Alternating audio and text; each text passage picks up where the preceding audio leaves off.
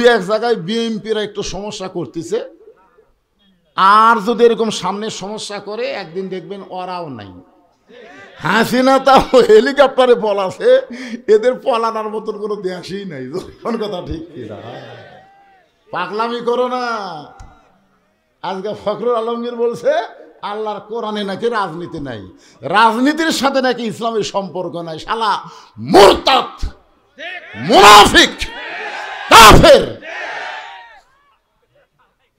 সূরা মুলক পড়েন তো আপনারা, সূরা মুলক পড়েন। তাবারাকাল্লাযী বিয়াদিহিল মুলক ওয়া হুয়া আলা কুল্লি শাইইন কাদির।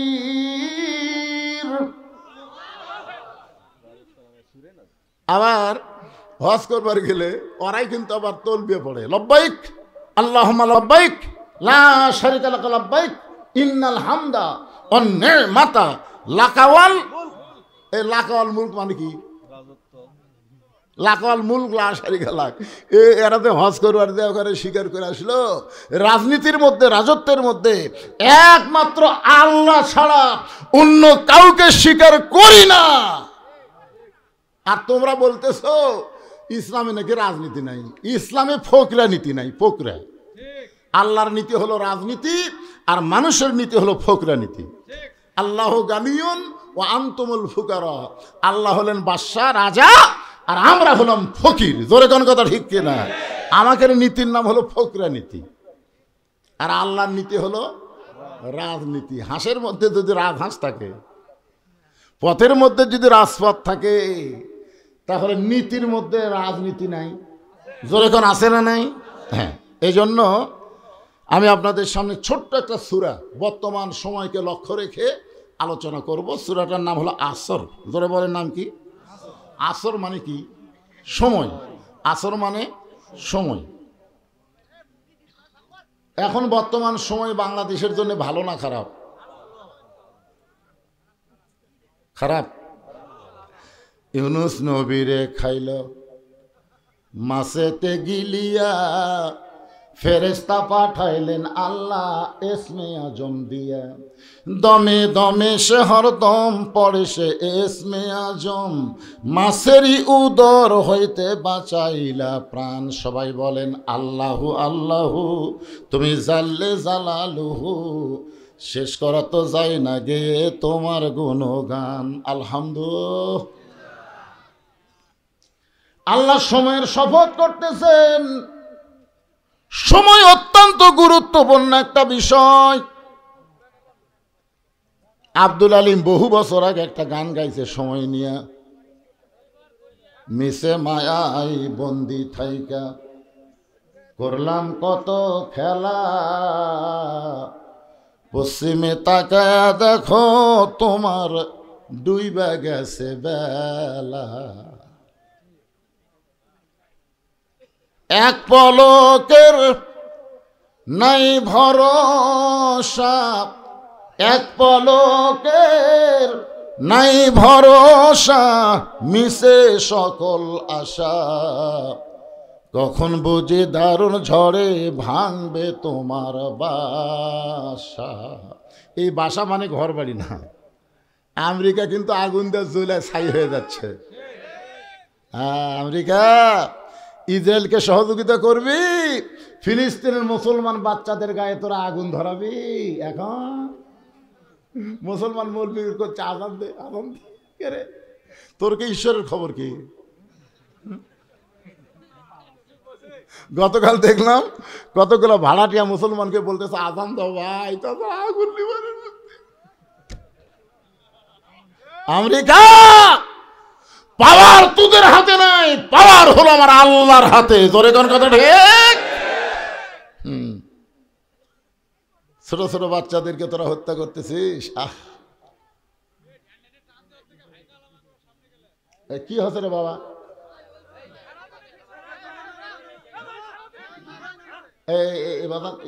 জনগণ খেবার আগে কামসার।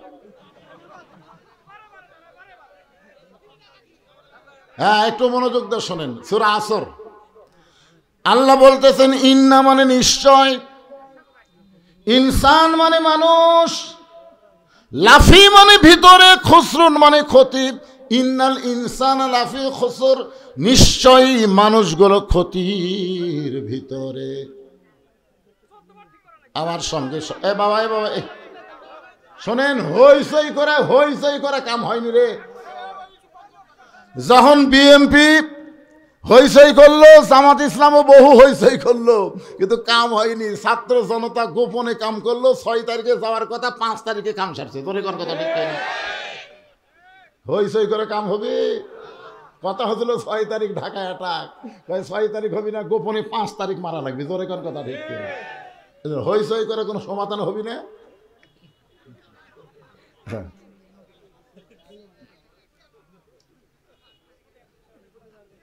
ইন্না মানে নিশ্চয়, শাব্দিক অর্থ শোনেন। ইনসান মানে মানুষ, জোরে কার ইনসান মানে। লাফি মানে ভিতরে, খুসরুন মানে ক্ষতি। নিশ্চয়ই মানুষগুলো ক্ষতির ভিতরে। সবাই আমার সঙ্গে বলেন, আদর করে মানুষ আল্লাহ বানায়া কেমনি দিবেন ক্ষতির মধ্যে ফেলিয়া। এই মানুষ সম্পর্কে আল্লাহ কোরআন শরীফে বলতে গিয়া 4টা শপথ করছে। জোরে বলেন কয়টা? ওয়াত্তিন, ওয়াজ্জাইতুন, ওয়াতুর সিনিন, ওয়াহাযাল বালাদিল আমিন। তারপরে আল্লাহ বললেন, লাকাদ খালাকনাল ইনসানা ফি আহসানি তাকবীর। মানুষকে আল্লাহ তাআলা সর্ব উত্তম আকৃতি দিয়া সৃষ্টি করছে, আর সেই মানুষ ক্ষতির মধ্যে পড়ুক, এটা আল্লাহ চায়? এখন ছেলে নতুন ব্যবসা শুরু করছে, বাবা বলতেছে যতই ব্যবসা কর তোর লাভ হবি না।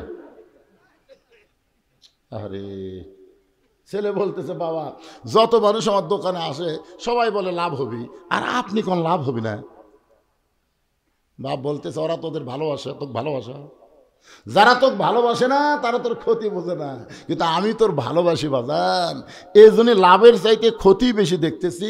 বর্তমান বাংলাদেশে খালি বাকি খাবি আর সুন্দর সুন্দর গল্প শোনাবি, পরে দেখবি তোর তবিলি নাই।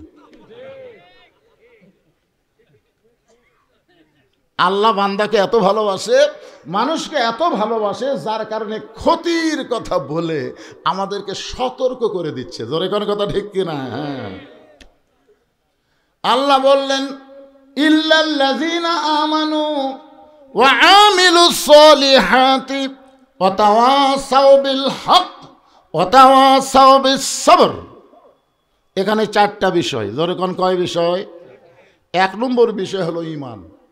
আমাদের বাংলাদেশে মুসলমান আছে কিন্তু ঈমান নেই। 2 জন সকালে গল্প করতেছে, তুই কয়টা মারছু সকালে? ভোট কখন হয়? দিনে না রাতে? আর সকালে গল্প করতেছে, তুই কয়টা মারছু? ভাই খুবই সতর্ক করে, দরজা জানলা বন্ধ করা, বাতি নাই, মোবাইলের লাইট দিয়ে মারছি ভাই, মার্কা দেখে মারা লাগবি, এজন্য 100টা মারছি। বলে কেউ দেখেনি, পাগলা দেখবি কে রে, দরজা জানলা বন্ধ। আপনার বলেন তো, যে বলতেছে দেখবি কে রে, দরজা জানলা বন্ধ, আর ঈমান আছে? দেখার কে আছে?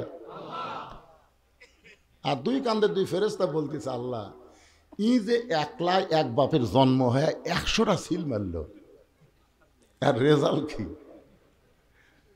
আল্লাহ বলতেছে, ডান কান্দের ফেরেশতা তুই কলম বন্ধ কর, আর বাম কান্দের ফেরেশতা লেখ 100 বাপের জন্মা। 100 বাপের জন্মা, ই হলো জাউরা সন্তান। কথা কন না কেন? কি সন্তান? একমাত্র বিজন্মা ছাড়া ভালো মানুষের সন্তান একলা 100টা ভোট দিবার পারে না। জোরে কোন কথা ঠিক করে কথা বলেন।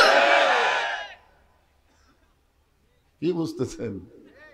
তোমার 2 কান্দে 2 মোহরি, লেখিতেছেন ডায়েরি, দলিল দেখে রায় দিবে, টাকা পয়সার নাই কারবার।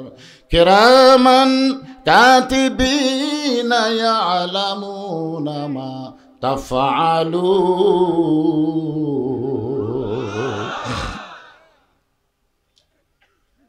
একটু মনোযোগ দিবেন। 1 নম্বর হলো ঈমান। আসরের নামাজ পড়ে জমির ধান দেখবার গেছে, আসরের নামাজ জামাতের সাথে আদায় করা জমির ধান দেখবার গেছে, যায় দেখে ওপর জমির পানি চলমল করতেছে, নিচে আর জমির পানি নাই। ওই তখন চারিদিকে তাকাছে, কেউ নেই। আস্তে করে বসে আল কাটা দিয়ে ওই পানি দিয়ে হাত ধোছে, ধুই আবার দাঁড়ায় চারিদিকে তাকায় বলে আলহামদুলিল্লাহ কেউ দেখেনি। আপনারা বলেন এর নামাজ আছে কিন্তু কি নাই, কথা বলেন কি নাই? আমাদের বাংলাদেশের অধিকাংশ মুসলমানের ঈমান নাই। এই কারণে আল্লাহ বলেছেন ওয়ামিনান নাসি মান ইয়াকুলু আমান্না বিল্লাহি ওয়া বিল ইয়াউমিল আখিরি ওয়া মা হুম বিমুমিনিন। এই পিনাকি ভট্টাচার্য আজকে হামাকলি একটা রিপোর্ট করছে, দেখছেন? আমি বলেছিলাম যেই দলে তকবীর নাই ওই দল হলো শয়তানের দল। এই কথা বলাতে বিএনপির আমার বগুড়া জেলার দায় সভাপতি আমার পর খেপে গেছে। আপনারা বলেন তো, কোরআনের আয়াত যখন বক্তা তেলাওয়াত করে, এই আয়াতের তেলাওয়াত শুনলে আপনাকে ঈমান বাড়ার কথা কে কইছে? জোরে বলেন, কে বলছে? ইন্নামাল মুমিনুনা আল্লাযীনা ইযা যুকিরাল্লাহু ওয়াজিলাত কুলুবুহুম ওয়া ইযা তুলিয়াত আলাইহিম আয়াতুহু জাদাতুহুম ঈমানা ওয়া আলা রাব্বিহিম ইয়াতাওয়াক্কালুন।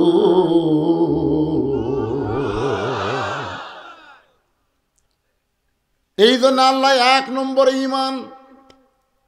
ঈমান যদি না থাকে তুমি যত ভালো আমল করো, এই আমল আল্লাহর দরবারে কবুল হবে না। নবীর চাচা আবু তালেব একজন ভালো মানুষ ছিলেন। কি ছিলেন?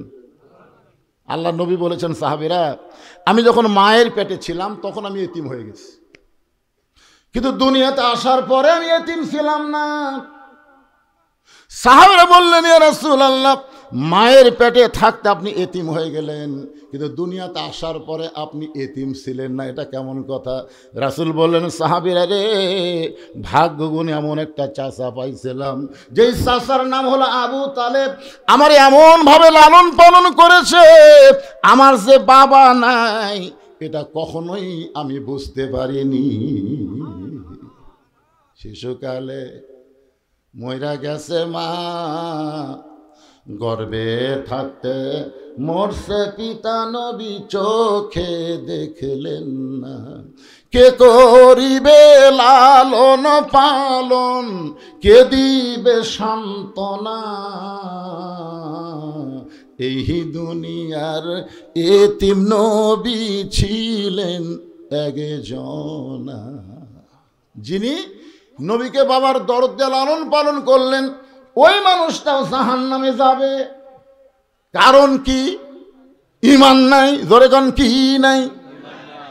এই জন্য 1 নম্বর হলো ঈমান।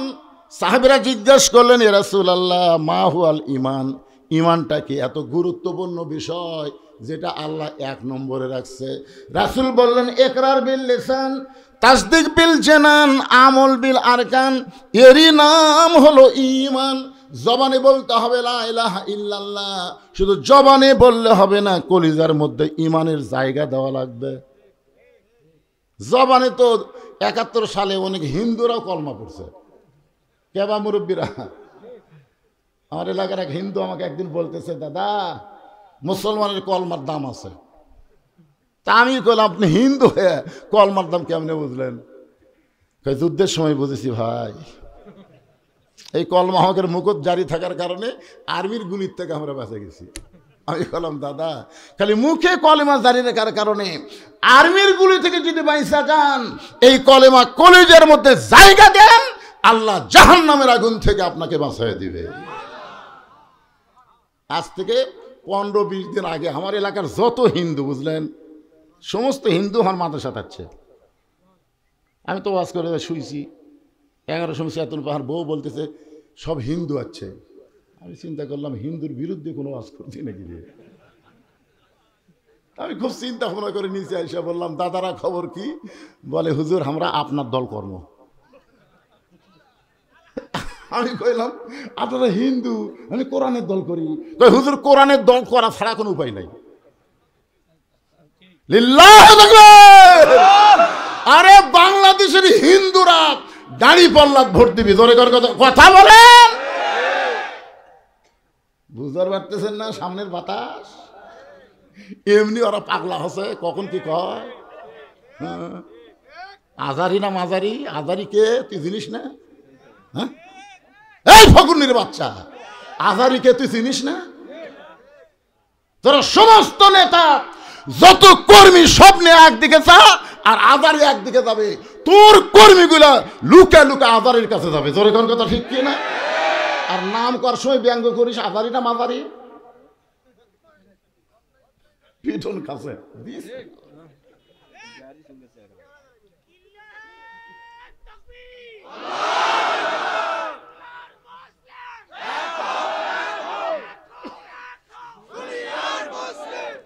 লিল্লাহে তাকবীর। দুনিয়ার মুসলমান এইবারে হলো। ওর থেকে যখন দিল আপনারা সাউন্ড দিলেন না। না শোনেন, আপনারা যদি মনে করেন যে আমরা 12টা 1টা পর্যন্ত ওয়াজ শুনবো, তে ঘুম পড়া চলবে। একদিন পর আমাকে পাচ্ছেন চেতন থেকে কথা শোনা লাগবে। আমি আগে অ্যাঙ্গেলে ডোজ দিছি, এখন অ্যাঙ্গেলের দিন শেষ, ডাইরেক্টের বাংলাদেশ। জোরে কোন কথা, আরো অ্যাঙ্গেল।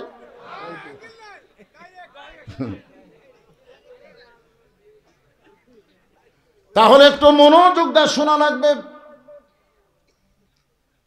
এখানে 1 নম্বর ঈমান, ঈমানকে ব্যাখ্যা করা হচ্ছে ইকরার বিল লিসান, জবানে বলতে হবে লা ইলাহা ইল্লাল্লাহ। শুধু জবানে বললে হবে না, তাসদিক বিল জানান, ওই ঈমানটা কলিজার মধ্যে জায়গা দেওয়া লাগবে। ঈমান যখন কলিজার মধ্যে সেট হয়ে যাবে, ওই ব্যক্তির কাছে জীবনের চাইতে ঈমানের গুরুত্ব বেশি হবে।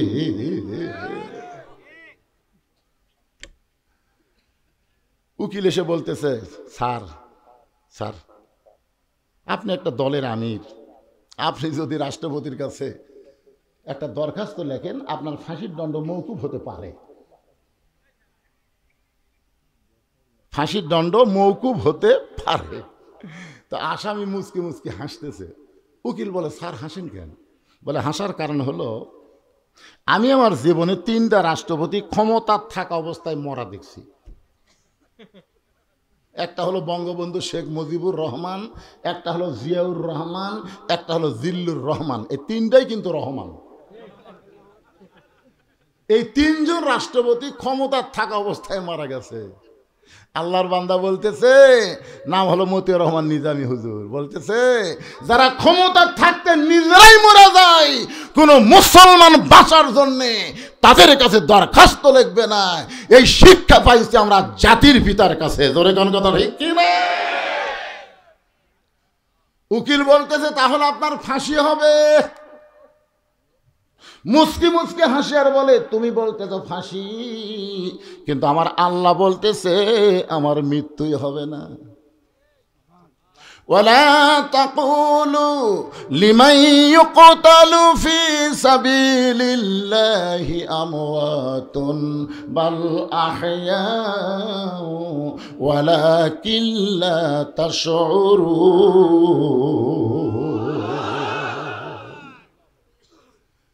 কলিজার মধ্যে যখন ঈমান থাকবে, মীর কাসিম আলীর কাছে উকিল বলতেছে, স্যার রাত 12টায় কিন্তু আপনার ফাঁসি হবে।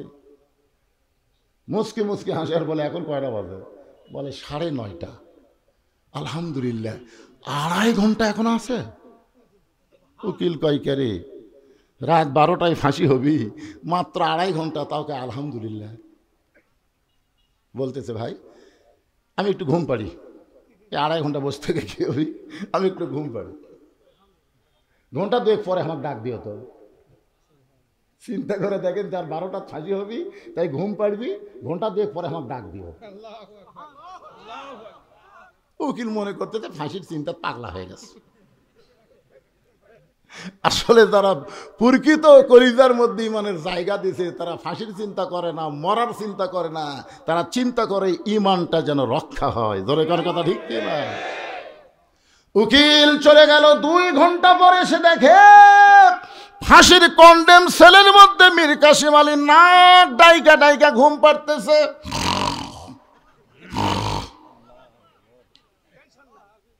উকিল কয় কে রে মানুষ করে, আর 8 ঘন্টা পর তার ফাঁসি হবি, আর এ হারে ঘুম পাড়তেছে। পায়ের লোক নাড়াইছে, সঙ্গে সঙ্গে চেতন পেয়ে বলে ভাই ফাঁসির সময় কি হয়েছে? বলে স্যার এখনো 8 ঘন্টা দেরি। ওযু করে 2 রাকাত নামাজ পড়ে কোরআনের 2টা সূরা তেলাওয়াত করে উকিলকে বলতেছে দেখো তো যে কয়টা পাঞ্জাবি আছে এর মধ্যে কোনটা সবচাইতে ভালো? বলে ভালো পাঞ্জাবি কি করবেন? বলে সেইটা পরে ফাঁসির মঞ্চে যাবার চাই। উকিল বলে আপনি কি শ্বশুর বাড়ি যাবেন? ভালো পাঞ্জাবি গায়ে দিয়ে আতর সুরমা লাগায়া মাথার চুল দাড়িয়ে হাসনানোর পরে বলতেছে দেখো তো আমার কেমন লাগতেছে। উকিল বলে স্যার আপনার ফাঁসি হবে, আপনার ফাঁসি হবে। বলে তুমি বলতে তো ফাঁসি, কিন্তু ঘুমের মধ্যে গিয়ে আমি দেখতে পাইছি ফাঁসির মাধ্যমে আল্লাহ তাআলা আমার 8টা জান্নাতের দরজা খুলে দিবে। তাসদিক বিল জানান, কলিজার মধ্যে যখন ঈমান ঢুকবে ওই মানুষের কাছে জীবনের চাইতে ঈমানের গুরুত্ব বেশি হবে। তুমি যতই চেষ্টা করো তুমি তোমার ঈমান বাঁচাবার পারবা না, তুমি তোমার জীবন বাঁচাবার পারবা না। তবে একটু চেষ্টা করো, আল্লাহ তোমার ঈমান বাঁচাইয়া দিবে।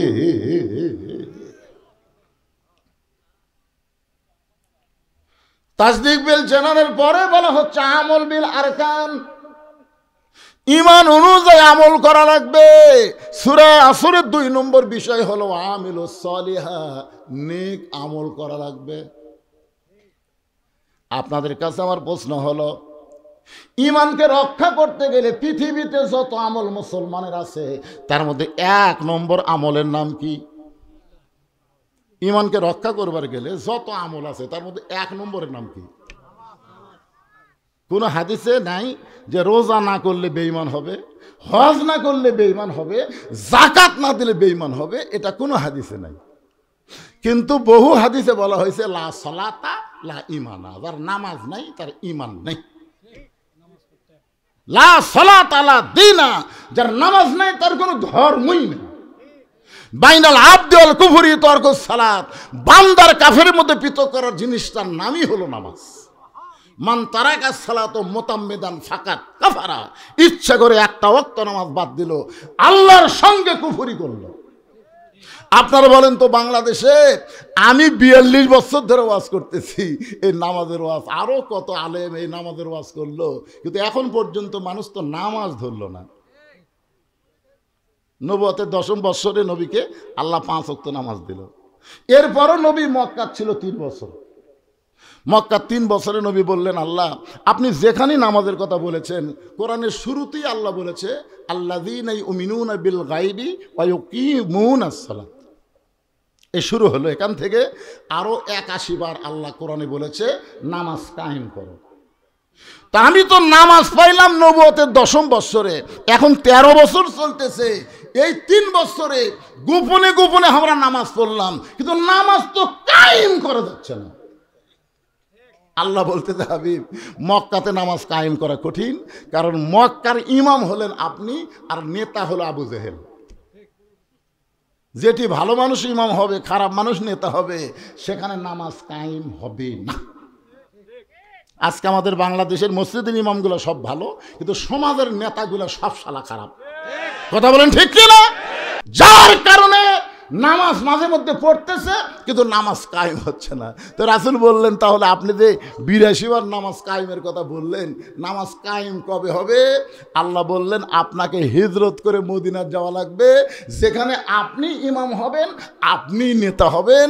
আল্লাযীনা ইম্মাক্কান্নাহুম ফিল আরদ, মুসলমানের মধ্যে কাউকে যখন প্রধানমন্ত্রিত্ব দেওয়া হবে, মুসলমানের মধ্যে কেউ যখন প্রেসিডেন্ট হবে, তার 1 নম্বর দায়িত্ব হলো নামাজ কায়েম করা।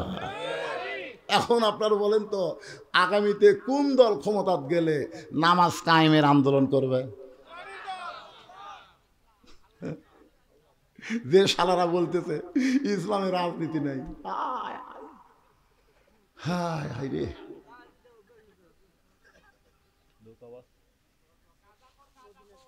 আরে কোন খোর খালি বসে থাকেন, এখনকার অ্যাঙ্গেলে মার দেওয়া লাগবে আমার। একটু মনোযোগ দিয়ে শুনবেন, পুরুষ মানুষের জন্য 1 নম্বর হলো নামাজ। নামাজ যদি না আদায় করেন আপনার কোনো আমল আল্লাহর কাছে কবুল হবে না, কারণ নামাজ না থাকলে তার ঈমানই থাকে না। জোরে কোন কি থাকে না? 5 ওয়াক্ত। জয়ের গুণ কয় ওয়াক্ত? 5 ওয়াক্ত।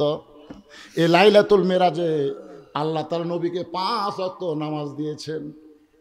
সূর্য উদয়ের আগে 2 রাকাত ফরজ, সূর্য যখন পশ্চিম দিকে হেলে যাবে তখন 4 রাকাত ফরজ, সূর্যের পাওয়ার যখন কমে যাবে তখন 4 রাকাত ফরজ, সূর্য অস্ত যাওয়ার সাথে সাথে 3 রাকাত ফরজ, রাতের অন্ধকার যখন গাঢ় হবে এমন সময় 4 রাকাত। এই সর্বসাকুল্যে 17 রাকাত নামাজ আদায় করা লাগবে। বাড়ি বাড়ি না মসজিদে? বাপ পড়বে বেটা। অনেক স্বামী জোর নামাজ পড়ে এসে বউ তার সামনে ভাত দিচ্ছে, ওই দোয়া পড়তিস, আল্লাহুম্মা বারিক লানা ফিমা রাযাকতানা ওয়া কিনা আযাবান্নার। দোয়া পড়া ভাত খাচ্ছে। দোয়া পড়ার আগে বউকে বলা লাগবে, তুমি তো আমারে খাবার দিলে, তুমি কি নামাজ পড়ছা? বউ যদি বলে আমি এখনো গোসলই করিনি, তখন স্বামী কি দোয়া পড়বে? তখন স্বামীর দোয়া হলো তাড়াতাড়ি গোসল কর, তাড়াতাড়ি গোসল কর, নামাজ পড়, তারপরে আমার খাবার দে। বেনামাজের হাতে আমি নামাজই খাবো না রে। বউ দৌড়া দেয় গোসল করে, জোহরের নামাজ পড়ে তখন স্বামী খাবার দেয়। ফেরেশতাকে আল্লাহ খবর কি বলে, স্বামী স্ত্রী দুটাই জান্নাতি। বাপ ঠান্ডার মধ্যে উজু করে ফজর নামাজ পড়ে যাচ্ছে, তোমার যে 22 বছরের আইডিয়া আছে, আইডিয়ার খবর কি? এক মুয়াজ্জিন আমারে কয়, হুজুর কিছুদিন হলে আমি দেখতেছি আমি ফজরে যখন আজান দিই তখন কুত্তাকে দৌড়ে আসে আমার সাথে লোকমা দেয়। আমি আজান দিই, কুত্তাকে করে। তা আমার কয়, হুজুর দেখেন তো কোনো দোয়া কোরআনে আছে কিনা যে দোয়া পড়লে আজান দেওয়ার সময় কুত্তা চিল্লাবি না। তখন আমি কইলাম, ভাই একটা দোয়া আছে। বলে সেটা কি দোয়া? সেই দোয়া হলো, তুমি আজান দেওয়ার আগে তোমার বাড়িতে খোঁজ করো তো তোমার ছেলে মেয়েরা কি নামাজ পড়ে। তোর মুয়াজ্জিন কয়, হুজুর আমার 2টা ছেলে আইডিয়া হয়ে গেছে, এত নামাজ পড়ে না। আল্লাহ কোরআনে বলেছেন, কু আনফুসাকুম ওয়া আলাইকুম নার, জাহান্নামের আগুন থেকে বাঁচবার গেলে একলা বাঁচলে হবে না, আহাল পরিবার নিয়ে বাঁচা লাগবে। তুমি মুয়াজ্জিন আজান দাও আর তোমার ছেলেই নামাজ পড়ে না, এটা কুত্তার সহ্য হচ্ছে না। এই জন্য কুত্তা লোকমা দিছে। ঠিক হুজুর?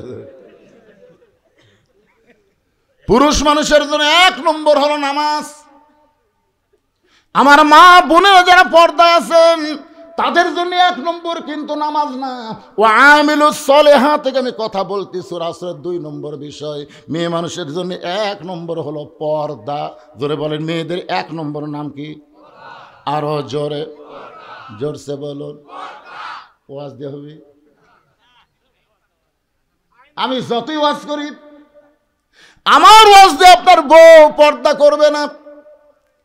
আল্লাহ কোরআনে পর্দার আইন করেছেন, অকরনা ফি বুয়ুতিকুন্না ওয়ালা তাবাররাজনা তাবাররুজাল জাহিলিয়াতিল উলা।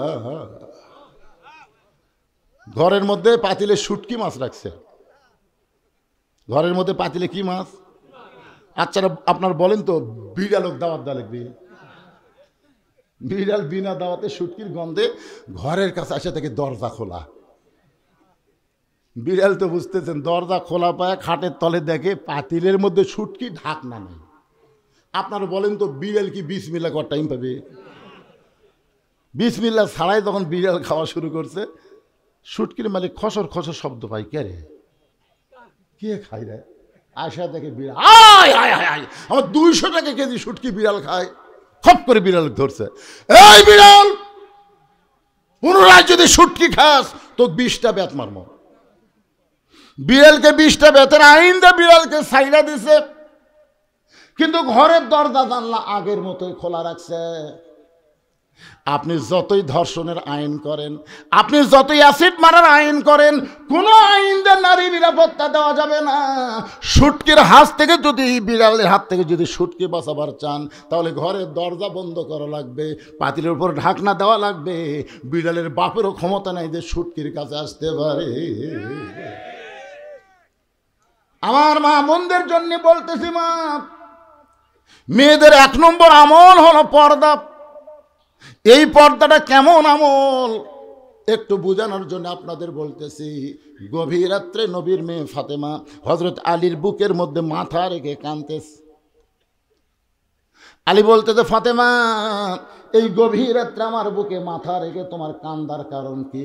ফাতেমা বলে, স্বামী গো, আল্লাহ তাআলা আমার দোয়া কবুল করছে। আলী মুসকে মুসকে হাসে, কে রে পাগলি, আল্লাহ দোয়া কবুল করছে? দোয়া কবুল হচ্ছে আনন্দের কারণ। আমাদের দোয়া আল্লাহ কবুল করছে, আমরা বহু দোয়া করছি যে আল্লাহ রব্বানা আতিনা ফিদ দুনিয়া হাসিনা, এর জ্বালা তার বাঁচি না। আল্লাহ কোরআনের পাখি বিনা অপরাধে 13 বছর জেলখানা ছিল, আল্লাহ তারপর হাসপাতাল নিয়ে হত্যা করলো। এত ভালো মানুষগুলো মারতেছে, আল্লাহ আল্লাহ আল্লাহ আল্লাহ। এই যে আমাদের চোখের পানি, আল্লাহ কয় রে, 5 তলা তুটে 1.5 লাখ টাকার খাট, 12,000 টাকার কম্বল ওড়ে তামানে দিয়া রাত 9টার সময় বলতেছে, আমার বাড়ি, আমার ঘর, আমাক নামাইকে। এ দেশ আমার বাপের, এ দেশ আমার, 41 সালের আগে আমাক নামাইকে। রাত 3টার সময় একটা ভূমিকম্প, খালি বিল্ডিং এর লড়ে উঠছে। ওই এত ফোর্সে নামছে, কম্বলের মধ্যে লঙ্গি খুলে আছে, ওটাও পরার টাইম পায়নি। ফেরেশতাকে আল্লাহ নামাইলা নামাইলা, এভাবে ন্যাংটা করে নামাইলা। আপনার বলেন তো, গোটা পৃথিবীর মধ্যে হাসিনা যেভাবে নামিছে, এভাবে কেউ নামছে? এই নামার নাম হলো ন্যাংটা হয়ে নামা। ধরে কোন কি হয়ে নামা? হাসিনা যখন আর বুনকলে পলাচ্ছে, সেটা একটা ভিডিও কিন্তু আছে, দেখছেন আপনারা? হাসিনা এরকম যাচ্ছে সামনে, আর রেহানা যাচ্ছে পিছনে পিছনে, হাসিনা খালি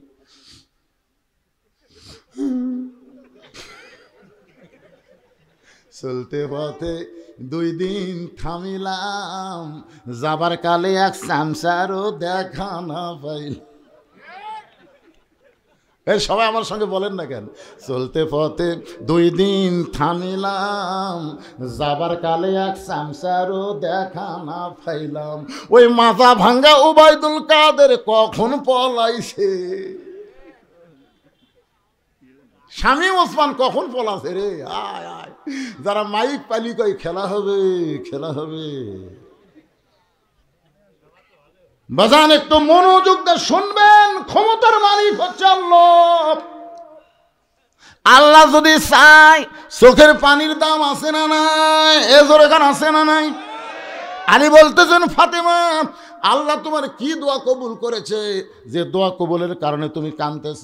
ফাতেমা বলে, স্বামী গো, আমি আল্লাহর কাছে বলেছি আল্লাহ যেন পর্দার মধ্যে আমার মৃত্যু দেয়।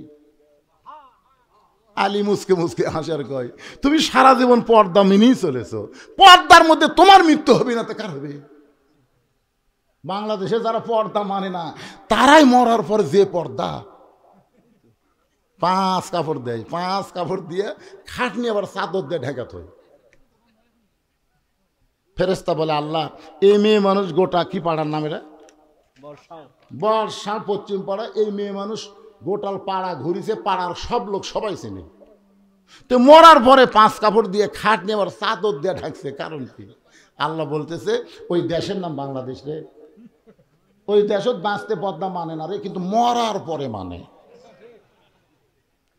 আমার মায়েদের জন্য বলতেছে, মা একটু মনোযোগ দিয়ে শোনেন। আলী বলতেছেন, ফাতেমা সারা জীবন তুমি পর্দা করেছ, আল্লাহ তোমাকে পর্দার মধ্যেই মৃত্যু দিবে কবুল করেছে, তাহলে কান্দার কারণ কি? ফাতেমা বলে, স্বামী গো, এই মৃত্যু কবে হবে আপনি কি শুনবেন না? আলী বলে, ফাতেমা, মৃত্যুর খবর দুনিয়ার কেউ বলতে পারে না। ফাতেমা বলতে, স্বামী গো, আল্লাহ যদি আমাকে জানায়। যেই বলেছে আল্লাহ যদি আমাকে জানায়, হযরত আলী বলতেছে, ফাতেমা কি বলবার চাও? ফাতেমা বলতেছে, আজকে গভীর রাত্রে ফাতেমার মৃত্যু হবে। যেই মাত্র কইছে গভীর রাত্রে মৃত্যু হবে, গাছের গোড়া কাটলে গাছটা যেমন পড়ে যায়, হযরত আলী তেমনি পড়ে গেলেন ঘরের মাঝায়। মা ফাতেমা মুস্কি মুস্কি হাসতেছে, স্বামীর মাথাটা উরাতের উপরে নিয়ে কপালে একটা চুমু দিয়ে বলে, স্বামী গো, এমন করে আপনি কাঁদবেন না, কারণ আসলে যাইতে হবে। এই দুনিয়া থাকার জায়গা নয়, এখানে আসলে যাওয়া লাগবেই। যতই 3 তলা 5 তলা বাড়ি করেন, যাই যত সুন্দর বাড়ি করছে, তার মৃত্যুর কষ্ট তত বেশি হবে। আজরাইল ঘুরে ঘুরে দেখাবি, এই দেখ রে, তোর ঘর তো ইন্টেরিয়র করছু রে, হায় হাই রে, এসি লাগাছু কে রে, হায় হায় কি টাইস রে। এগুলো সব আজরাইল মৃত্যুর আগে দেখানোর পরে তারপরে কই দেখ। কান্দিস কা, কান্দিস কা? তুই কি মনে করছো থাকার জন্য আসছো? যাবো না? ওই যে তাকায় দেখ, অন্ধকার, দরজা নাই, জানলা নাই, বিছানা নাই, বালিশ নেই। কান্দিস না, কান্দিস না, যাওয়া লাগবে। কথা বলেন যাওয়া লাগবে না? কথা বলেন যাওয়া লাগবে না? ফাতেমা মুস্কি মুস্কি হাসে, স্বামীর কপালে চুম্বন দিয়ে বলে, স্বামী গো, এমন করে আপনি কাঁদবেন না, কারণ এই দুনিয়া থাকার জায়গা না, আসলে যাইতে হবে। আমি এতদিন বাবার মুখে শুনেছি, আমার বাবা বলেছে পৃথিবীর ভিতরে সবচাইতে শক্তিশালী পুরুষের নাম হলো হযরত আলী। ফাতেমা বলতেছে, আমার বাবা বলেছেন পৃথিবীর মধ্যে সবচাইতে জ্ঞানী হচ্ছেন হযরত আলী। পৃথিবীর মধ্যে আপনি সবচাইতে জ্ঞানী, সবচাইতে শক্তিশালী হওয়ার পরে বইয়ের কথা শুনে এভাবে পড়ে গেলেন কেন? আপনাদের কাছে আমি জানতে চাচ্ছি, পৃথিবীর মধ্যে সবচাইতে জ্ঞানী ব্যক্তির নাম কি? এক বাক্যে সবাই বলেন, নাম কি? আর পৃথিবীর মধ্যে সবচাইতে শক্তিশালী ব্যক্তির নাম কি? আহা, আসাদুল্লাহিল গালিব। আনা মাদিনাতুল ইলমি ওয়া আলিউ বাবুহা। আমি নবী হচ্ছে ইলমের শহর, আলী হচ্ছে তার দরওয়াজা। আপনি এত বড় জ্ঞানী, এত বড় বীর হয়ে বইয়ের কথা শুনে এমন ভাবে পড়ে গেলেন। ওগো স্বামী, আমি মরে যাওয়ার পর আমার 3টা চাওয়া কিন্তু আপনাকে পুরা করা লাগবে, আমার 3টা চাওয়া পুরা করা লাগবে। আলী কান্দের বলে, ফাতেমা, দুনিয়াতে গরিব ছিলাম বলে তুমি কিছুই চাইলা না, এই দুনিয়াতে গরিব ছিলাম বলে তুমি কিছুই চাইলা না। একদিন গভীর রাত্রে হযরত আলী ঘুম থেকে চেতন পায়ে দেখে ফাতেমা নাই। গভীর রাত্রে ঘুমোতে চেতন পায়ে দেখে হাসান হোসেন ঘুম পাড়তেছে, কিন্তু ফাতেমা নাই। হয়তো আলীর মনে সন্দেহ হলো, কে রে, আমি ঘুম পাড়তেছি, আমার 2 ছেলে ঘুম পাড়তেছে, ফাতেমা কোথায় গেল? দরজাতে সে তাকায় দেখে মরুভূমির মধ্যে কালো চাদর গাঁত দিয়ে গভীর রাত্রে খুব জোরে জোরে হাঁটতেছে। আলীর সন্দেহ হয়ে গেল যে হামা ঘুমের মধ্যে থুয়ে, আমার বাচ্চা 2টা ঘুমের মধ্যে থুয়ে ফাতেমা কোথায় যাবে? নিরাপদ দূরত্ব বজায় রেখে পিছনে পিছনে রওনা দিলেন। ফাতেমা চলতে চলতে আল্লাহর নবীর বাড়ির দরজার জানলার পাশে দাঁড়িয়ে গেলেন। নবীর জানলার কাছে দাঁড়িয়ে বললেন, বাবা, আজকে যদি আমার মা খাদিজা দুনিয়াতে জীবিত থাকতো, আমি আপনার জানলার কাছে দাঁড়াতাম না, কিন্তু আমার মা খাদিজা দুনিয়াতে নেই, এই কারণে আপনার জানলার কাছে দাঁড়াইছি। বাবা, মেহেরবানি করে একটু ঘরের দরজা খুলে দেন। আল্লাহর নবী যখন ঘরের দরজা খুলে দেয়, ফাতেমা ঘরের মধ্যে ঢোকার সঙ্গে সঙ্গে হযরত আলী এক দৌড়ে জানলার কাছে এসে কান লাগায়। বাপ মেয়ের মধ্যে কি গল্প হয় শোনার জন্যে। রাসূল বলে, ফাতেমা, তুই একা একা কেন ঘরে ঢুকলি মা? আমার আলীকেও ঘরের মধ্যে নিয়ে আয়। হযরত আলী জানলা থেকে, কে রে, আমি জানলার কাছে, এই কথা নবীরে কে বলল? আসলে আল্লাহ নবীকে আলী জানলার কাছে বলে নাই, মেয়ে যখন বাপের কাছে যাবে, এটা যদি বিবাহিতা হয় তাহলে অবশ্যই বাবা বলবে আমার জামাই কোথায়, জামাইকেও ঘরের মধ্যে নিয়ে আয়। ফাতেমা বলতেছে বাবা আপনার জামাই আলী ঘুম পাড়তেছে, আপনার নাতি হাসান হোসেন ঘুম পাড়তেছে, এই সুযোগে আপনি আপনার কাছে মেহেরবানি করে একটু বাতি জ্বলান বাবা, মেহেরবানি করে একটু বাতি জ্বলান। আল্লাহ নবী বলে ফাতেমা কি বলবি তাড়াতাড়ি বল, বাতি জ্বলান লাগবে না। ফাতেমা বলতেছে বাবা এর আগে বহুদিন বলেছি কাম হয় নাই, আজকে একটু আপনাকে দেখাবার চাই।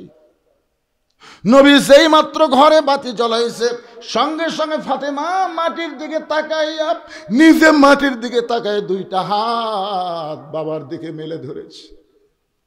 রাসূল বাতির আলোতে দেখে হাতের দুইটা তালু যেন গোস্তের টুকরা হয়ে গেছে। নবী কান্দার বলে ফাতেমা তোরা হাতের তালুতে চামড়া নাই কেন মা? ফাতেমা বলতেছে বাবা জাঁতা ঘুরাইতে ঘুরাইতে আমার হাতটা ফসকা পড়ে গেছে, এরপরেও যখন জাঁতা ঘুরাই, কারণ জাঁতা ঘুরান ছাড়া আমার বাড়িতে খাওয়ার কিছুই নেই। আজকে আমার হাত দুইটা এমন হয়ে গেছে বাবা, আমার হাসান হোসেন ঘুম থেকে চেতন পাইলে খাবার চাবে, আমার স্বামী আলী ঘুম থেকে পেছন পাইলে খাবার চাবে, কিন্তু বাবা বাড়িতে কোনো খাবার নাই, আপনি মেহেরবানি করে একটু খাবার ব্যবস্থা করেন বাবা, কারণ আমার হাতের চেহারা আমার স্বামী যদি দেখে কষ্ট পাবে, আমার হাসান হোসেন দেখলে খাওয়া বন্ধ করে দিবে। সঙ্গে সঙ্গে নবী আমার ঘরের কোনায় গিয়ে বলে আল্লাহ দুনিয়ার কত ধনী ধনী যুবক আমার ফাতেমাকে বিয়ে করবার চাইছিল, তুমি আল্লাহ এমন গরিব আলীর সঙ্গে রাজি হইলা, এখন আমার মেয়ের কষ্ট আমি দেখতে আর পাচ্ছি না আল্লাহ, এমন কষ্ট আমি কেমনে সহ্য করব। সঙ্গে সঙ্গে ফাতেমা মাথায় ঘোমটা দেয়। রাসূল বলে ফাতেমা মাথায় ঘোমটা দিলি কেন? ফাতেমা বলতেছে বাবা আমার সাহায্যের কোনো দরকার নাই। এই বলে ফাতেমা যখন যাবার চায়, রাসূল বলে ফাতেমা রে তুই কেন এভাবে চলে যাস? ফাতেমা বলতেছে বাবা আপনি একদিন বলেছিলেন আল্লাহর পরে কাউকে যদি সেজদা দেওয়ার হুকুম থাকতো তাহলে প্রত্যেকটা বউকে বলতেন স্বামীর পায়ে সেজদা করো, এই কথার দ্বারা আপনি বুঝাই দিলেন আল্লাহর পরে মেয়ে মানুষের কাছে সবচাইতে দামি ওই ব্যক্তি হলো তার মহান স্বামী। আমার স্বামীর বিরুদ্ধে আপনি আল্লাহর কাছে বলবেন, আমার কোনো সাহায্য লাগবে না বাবা। এই বলে ফাতেমা যখন চলে যায়, রাসূল কান্দার বলে আল্লাহ ওই ফাতেমা কে গো আল্লাহ, আমি তো চিনতে পারলাম না। আল্লাহ বলে নবী গো আপনার ফাতেমা শুধু ফাতেমা নয়, আপনার ফাতেমা হলো সাইয়্যিদাতুন নিসাই আহলিল জান্নাহ ফাতেমাতুজ যোহরা। আলী কান্দার বলে ফাতেমা দুনিয়ার জীবনে গরিব ছিলাম বলে তুমি কিছুই চাইলা না, আজকে মৃত্যুবরণ করার রাতে তুমি আমার কাছে কি চাইবা ফাতেমা? ফাতেমা বলে স্বামী গো আমার এক নম্বর চাওয়া হলো রাতের অন্ধকারেই আমাকে কবর দিবেন, দুনিয়ার কোনো মানুষ যেন আমার কবরের খবর না জানে, কারণ আল্লাহর পর্দা করতে করতে আমার এমন অবস্থা হয়ে গেছে আমার কবরটাকে আমি পর্দা করতে চাই। আমার দুই নম্বর চাওয়া হলো আমার কোনো জানাজার ব্যবস্থা করবেন না, আমার কোনো জানাজার ব্যবস্থা করবেন না, কারণ আমি যতটুকু আমল করে বুঝতে পেরেছি দুনিয়ার সব মানুষ যদি বলে ফাতেমা ভালো আর আপনি যদি বলেন আমার ফাতেমা ভালো না, এই দুনিয়ার সব মানুষের ভালো বলাতে ফাতেমার কোনো লাভ হবে না, আর দুনিয়ার সব মানুষ যদি বলে ফাতেমা খারাপ আর আপনি যদি বলেন আমার বউ ফাতেমা ভালো, এক স্বামীর সার্টিফিকেটে ফাতেমার জন্য 8টা জান্নাতের দরজা আল্লাহ খুলে দিল। তাহলে আমি একজন নারী, আমার জানাজার কোনো দরকার নাই, শুধু আপনি নিজে দোয়া করে ওই জান্নাতুল বাগীর পূর্ব কোণায় সবুজ রঙের একটা বাতি জ্বলবে, ওই বাতি বরাবর ফাতেমাকে আপনি দাফন করবেন। আমার কবর খুঁড়তে যদি আপনার কষ্ট হয় তাহলে আপনার একান্ত বন্ধু কেউ যদি থাকে দুনিয়ায় তার একটু বলে দিবেন সে যেন গোপনে ফাতেমার কবরটা খনন করে দেয়। হযরত আলী গভীর রাত্রে আবু যর গিফারির জানলার কাছে ছোট বাচ্চার মতন ফোঁপায় ফোঁপায় কাঁদতেছে। আবু যর গিফারি দরজা খুলে বলে আলী ভাই জীবনে বহু যুদ্ধ তোমার সঙ্গে করলাম, কোনো যুদ্ধে তোমাকে পরাজিত হয়ে আমি কাঁদতে দেখি নাই, আজকে তোমার জীবনে এমন কি যুদ্ধ শুরু হলো? আলী তুমি কেন আমার জানলার কাছে কাঁদতেছো? আলী বলতেছে, আবু যর, জান্নাতুল বাকির পূর্ব কোণায় সবুজ রঙের একটা বাতি জ্বলতেছে, ওই বাতি বরাবর একটা কবর কর, একটা পর্দা নিশি আজকে রাত্রে মৃত্যুবরণ করবে, তাকে রাতের বেলায় দাফন করা লাগবে। আবু যর গিফারি বলে, আলী ভাই, সেই পর্দা নিশি কে গো? তার নাম কি তোমার মুখস্থ নাই? আলী বলতেছে, কেমনে বলবো, কেমনে বলবো? 6 মাস আগে আল্লাহর নবী দুনিয়া থেকে বিদায় নেওয়ার পর আমার হাসান হোসেন পাগল হয়ে গেছে। যেখানেই সাহাবী পায় সেখানে জিজ্ঞাসা করে, আমার নানাকে তোমরা কোথায় লুকায় রাখছো? মাত্র 6 মাস আগে আমার 2টা সন্তান নানা হারাইছে। আজকে গভীর রাত্রে ওদের মা ওদেরকে ফাঁকি দিয়ে বিদায় নিয়ে চলে যাবে। আবু যর গিফারি বলে, আলী রে, তুমি তোমার হাসান হোসেনকে কেমনে সামাল দিবা? আলী বলতেছে, হাসান হোসেনের কথা পরে চিন্তা কর, আগে যা একটা কবর কর।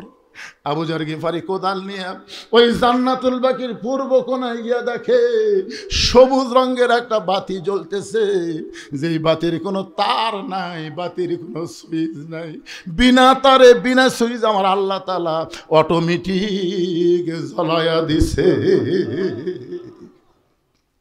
আবু যর গিফারি বাতির নিচে লক্ষ্য করে দেখে বাতির আলোকার গোলাকার হয়নি, বাতির আলো কবরের মতন চারকোনা।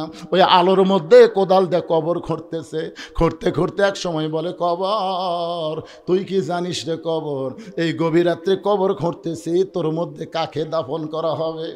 এ কবর, খবরদার বেয়াদবি করবি না।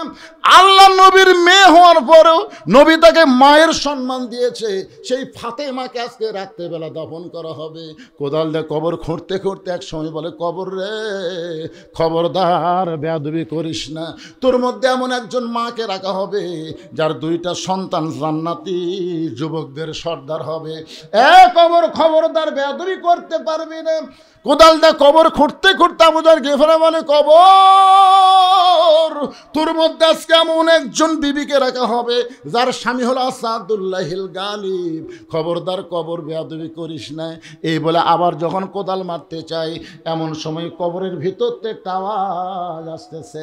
এ আওয়াজ কিন্তু নবীর মেয়ে ফাতেমার জন্যে না, এ আওয়াজ হলো আমাদের সকলের জন্যে যারা আমরা কবরে যাব। জোরে কোন ঠিক কিনা? কবরের মধ্য থেকে আওয়াজ আসতেছে, কার মেয়ে, কার মা, কার বিবি এটা কবর দেখবে না। আমল যদি ভালো হয় কবর জান্নাতের বাগান হয়ে যাবে, আর আমল যদি খারাপ হয় কবর জাহান্নামের গর্ত হয়ে যাবে। এদিন আমার সঙ্গে সকলে একটু গুনগুন করে পড়েন, কিন্তু যেদিন ডাক পড়িবে, সবাই বলেন, কিন্তু যেদিন ডাক পড়িবে কবর মাঝে যাইতে, জোগাড় কিছু করছো বন্ধু তার মাঝে বিছাইতে। আপনারা বলেন তো কবে ডাক পড়বে? কথা বলেন ভাই, কবে রে? তো যে মোশন নিয়ে চলতেছেন, যে মোশন নিয়ে আপনারা হাঁটতেছেন, আর এখনকার ছেলেদেরকে দেখে মনে হচ্ছে না এরা কোন সময়ের মানুষ। ওয়াল আসর, আল্লাহ সময়ের শপথ করেছেন। ছোট্ট একটা বাচ্চা আমার কাছে নিয়ে এসে, হুজুর খালি কান্দে, দোয়া করেন হুজুর। আমি সূরা ফাতিহা 3 বার পড়ে ফু দিলাম, কারণ সূরা ফাতিহার একটা নাম হলো সূরাতুশ শিফা। কি কি দোয়া করলেন হুজুর? ফু দেওয়ার পর আরো কান্না বেড়ে গেছে। আমি একটা পানি পড়া দিলাম, আয়াতুল কুরসি পড়ে, যদি কোনো নজর টজর থাকে তো পানি পড়া দিলাম, বললাম 3 বার খাওয়াও। কয়েকদিন পরে সে হুজুর দোয়া, বর্তমান সময়ে দোয়া দরুদের খাওয়া নেই। আমি বললাম, বারে কি হলো রে, দোয়া দরুদ দিয়ে কাম হচ্ছে না। কয়েক মাস পরে বললাম, মা তোমার ছেলের খবর কি? কার কান্দে না হুজুর? আমি কোন দোয়ায় কাম হলো? দোয়া কে লাগবি, ওর বাবাকে মোবাইল কিনে দিছে, যখনই কান্দে চালু করে দেয়। আপনি শুনলে আশ্চর্য হবেন, হুজুর আমার ছেলে মোবাইল ছাড়া ভাত খায় না। কি সময় রে, আল্লাহ এমনি সময়ের শপথ করছে। এখনকার অধিকাংশ ছেলেরা মোবাইল হাতে পাইছে, কথা কন না কেন? পায় নাই? স্বয়ং জিবরাইল এসেও যদি ওয়াজ করে, ওয়াজ দিয়ে এদেরকে ভালো করা যাবে না। এদেরকে ভালো করতে গেলে অনুনাজ্জিলু মিনাল কোরআনি মা হুয়া শিফাউ ওয়া রাহমাতুল লিল মুমিনিন। আমার সঙ্গে স্লোগান দেওয়া লাগবে, আমি যেই বলবো সব সমস্যার। এর মধ্যে আমার মোটর সাইকেলের কোন জমিদার ঢুকতে ধরে? জায়গা হচ্ছে না, আবার মোটর সাইকেল হচ্ছে। কি স্লোগান দেবেন? গলা খাঁকারে দেন। আমি যেই বলবো সব সমস্যার সমাধান আপনার বলবেন দিতে পারে আল কোরআন। সব সমস্যার সমাধান আল কোরআনের আলো। মাশাআল্লাহ, দেখা ভালো রে, দেখা ভালো। আমি গতকাল পাবনা ওয়াজ করলাম দুটো, দিনে একটা রাতে একটা। আমি যেই বলছি আল কোরআনের আলোকে ঘরে ঘরে জালো না, এটি হয়ে দেবে কেন? আলহামদুলিল্লাহ, এটি কাম হয়ে যাবে। কলজা ভরে গেল রে। আমরা মমতাদের মতো গায়িকা, আমরা ফাটা কেষ্টর মতন বাইকা ধর কাঁধের। আমরা কোনো দুর্নীতিবাজ, কোনো মতারু, কোনো গাজারু, কোনো চরিত্রহীনকে আর সংসদে পাঠাবার চাই না। আমরা ভালো মানুষকে পাঠাবো, আল্লাহর কোরআন বুকে নিয়ে সংসদে ঢুকবে। ধরে কোন কথা ঠিক না? আল্লামা সাইদ হুজুর দেখেননি আদালতে হাজির হচ্ছে, তাও কোরআন শরীফ। কোরআনের পাখি আল্লামা সাইদি, তুমি মরণি, শহীদ হয়েছ আমরা এটাই জানি। সবাই একটু জবান খুলে দিবেন। যে বলবো আল কোরআনের আলো, আপনার একে সেটা বলবেন সংসদে জালো। বলতে পারবেন না ভাইজান? আল কোরআনের আলো, কোরআন হাদিস যেখানে, দুনিয়ার মুসলমান লিল্লাহে তাকবীর।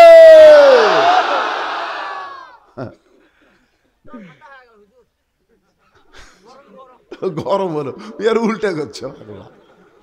আমি তো আপনাকে চেহারা দেখে ঘড়ির দিকে তাকে দেখি রাত 11:30, আর আপনাকে চেহারা দেখে মোবারক দেখে দেখতেছি কেবল রাত 8টা বাজতেছে। সালামু ফজর বলতো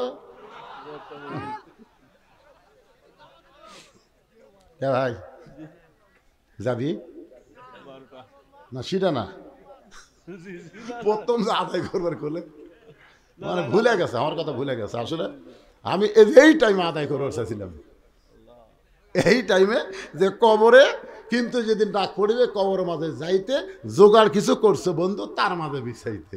এখন আল্লাহর কবরে যাওয়ার জন্যে এই আল্লাহর ঘর মসজিদে 500 টাকা দান করবেন, একটা কোরআন দানের সওয়াব আল্লাহ আপনার বাপ মার কবরে দিবে। আপনি 500 টাকা দিবেন, একটা কোরআন শরীফ দান করার সওয়াব আল্লাহ আপনার বাপ মার কবরে দিবে। যদি বাপ মা বেঁচে থাকে আল্লাহ হায়াত দিবে, আর যদি বাপ মা মারা যায় কোরআনের সিলাই আল্লাহ বাপ মার কবরকে জান্নাতে টুকরা বানিয়ে দিবে। আমি এত হাজার মানুষের মধ্যে 100 জন মানুষ চাই 500 টাকা একটা কোরআন শরীফের জন্য দান করবেন।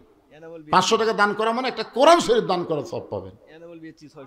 এনামল বিএচি 600 টাকা দান করছে, একজনও লড়াচড়া নাই। সূরা আসরের 4টা বিষয় ওয়াজ কর্ম হবে, কেবল 2 নম্বরে চলতেছে অথবা সাহাবিল হকের উপর যে মার আছে, বুঝলেন?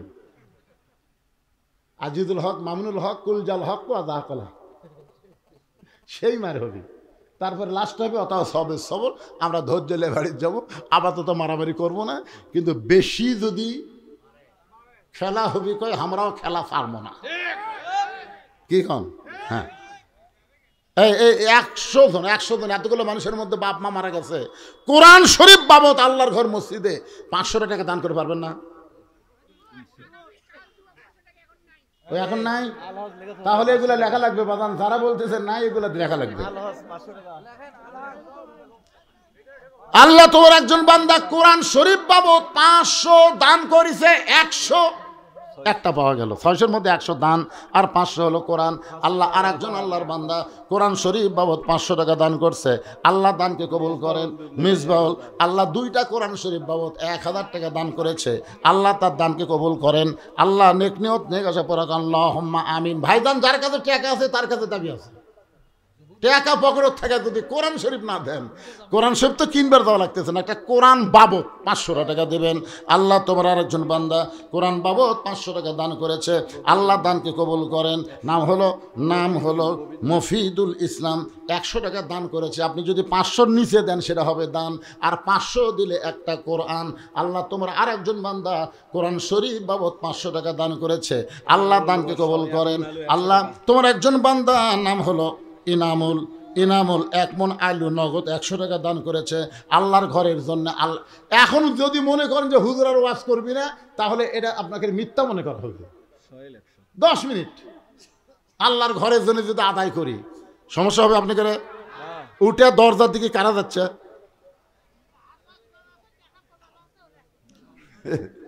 যান, যান, অসুবিধা নাই।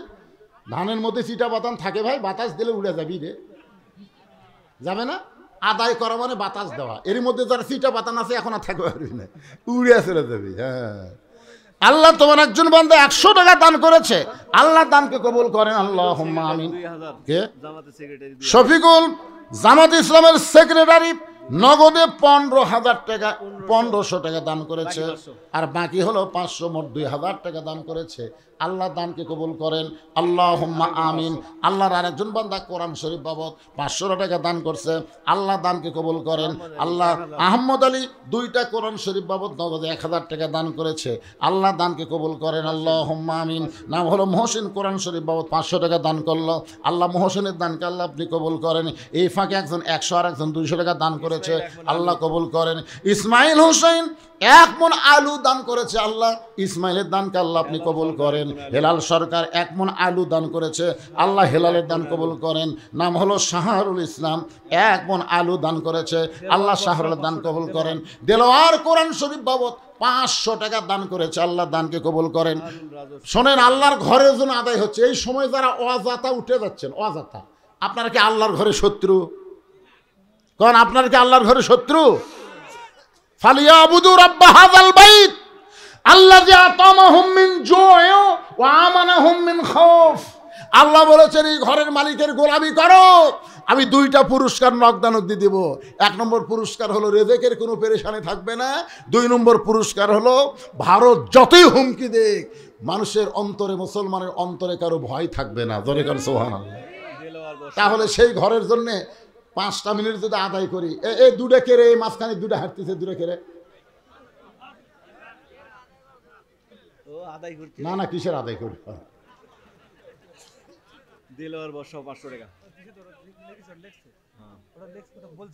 বলছি কখন বললাম? এখন হাতত পাইনি তো। দেলোয়ার বড়সা 500 টাকা কোরআন শরীফ বাবদ দান করেছে, আল্লাহ দানকে কবুল করেন। আলহাজ আবু বক্কর, আল্লাহ কোরআন শরীফ বাবদ 500 টাকা দান করেছে, আল্লাহ দানকে কবুল করেন। শাহরুল ইসলাম 500 টাকা বাকি দান করেছে, আল্লাহ তার দানকে কবুল করেন। আল্লাহুম্মা আমিন। জাহাঙ্গীর বড়সাও 500 টাকা নগদ দান করেছে, আল্লাহ দানকে কবুল করেন। আল্লাহুম্মা আমিন। হেলাল 500 টাকা বাকিতে দান করেছে, আল্লাহ হেলালের দানকে আল্লাহ আপনি কবুল করেন। আল্লাহুম্মা আমিন। নূর আলম রাজাহার, আল্লাহ বাপমার যদি দোয়া চায় 500 টাকা দান করেছে, আল্লাহ বাপমার কবর জান্নাতের টুকরা বানান। শফিকুল ইসলাম ছোট ধনিয়াল 500 টাকা নগদে দান করেছে, আল্লাহ তার দানকে কবুল করেন। আল্লাহুম্মা আমিন। শহীদুল হাজি ফেসকা গ্রাম 500 টাকা, আর জহুরুল 500 টাকা কোরআন শরীফ বাবদ বাকি। আচ্ছা, এগুলো বাকি নিচে লেখা লাগবে, বাকি দান করেছে আল্লাহ 2টা কোরআন শরীফ বাবদ, আল্লাহ দানকে কবুল করেন। আল্লাহ তোমার একজন বান্দা ইউসুফ দুবলাগাড়ি 1 মণ আলু দান করেছে, মনিকা বড়সাও 1 মণ আলু দান করেছে, আল্লাহ 2 জনের দানকে আল্লাহ আপনি কবুল করেন। আলুর মধ্যে বরকত দিবেন। আলু লাগানোর পরে মসজিদে যারা দান করে না, আলুর যান ঘুগরি ধরে, ঘুগরি। আচ্ছা, যে আলুর ঘুগরি ধরে তরকারি খাওয়া যায়, কেমন যেন একটা দুর্গন্ধ লাগে।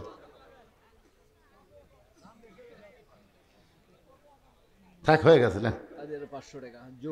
জহুরুল ইসলাম 500 টাকা দান করছে, আল্লাহ কবুল করেন। সাইফুল ইসলাম 100 টাকা দান করছে, আল্লাহ আপনি কবুল করেন। আদায় শেষ, একটা চান্স দিলাম আর কি।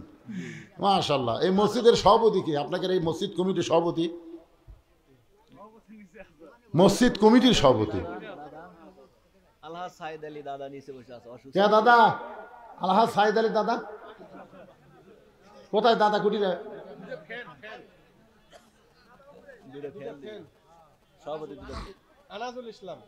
লিল্লাহে তাকবীর। মসজিদের সভাপতি সাহেব দুটা ফ্যান জোরে গান মারহাবা। আচ্ছা, সহসভাপতি কে? মসজিদের সহসভাপতি নাই, সেক্রেটারি সেটা কোথায়? নাম কর। আদায় হচ্ছে আর সেক্রেটারি থাকবি না, এটা একটা কথা হলো।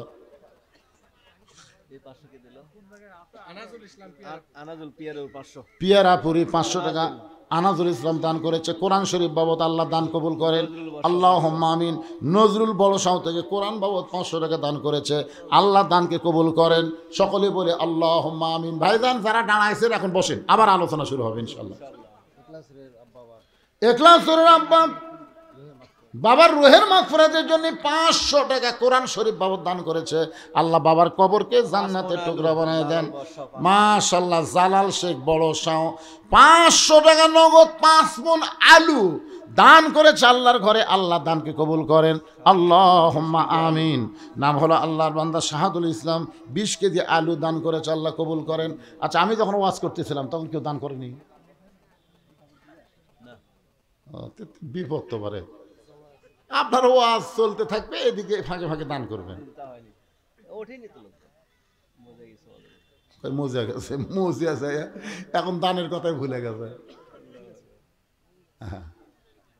সবাই একটু জিকির করার পরে আবার আলোচনা শুরু হবে। সূরা আসরের 2 নম্বর বিষয়ে চলতেছে এখনো। আতাওয়া সাবিল হক, আতাওয়া সাবিস সবর আছে, গোপনে হচ্ছে।